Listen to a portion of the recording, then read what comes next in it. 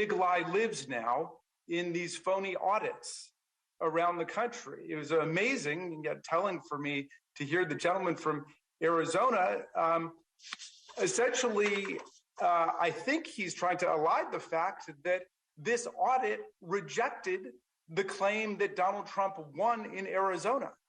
I never really understood members from Arizona challenging the result by which they themselves were elected in the exact same election where they were elected. And yet still, I believe, and perhaps Mr. Biggs can correct me if I'm wrong, I hear him not even to be accepting the results of this audit, which say that Joe Biden got more votes than were lawfully reported by the state.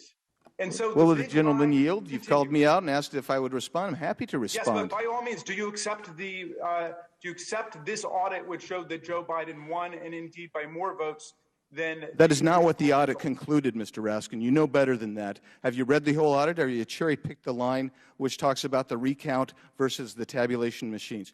That we would have expected to be very similar, and it was, and so anything that might have inured to President Biden's effect... Who won the election is my question, Mr. Biggs. I'm happy to yield to you for that. Who won the election in Arizona?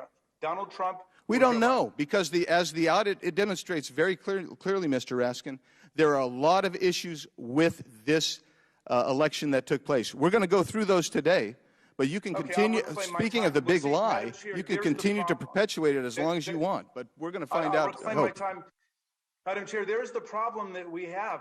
Donald Trump refused to accept the results, and unfortunately we have one of the world's great political parties which has followed him off of the ledge of this electoral lunacy. And it's dangerous for democracy, so I'm glad we're having this hearing today, and I yield back to you, Madam Chair. The gentleman yields back. I just first like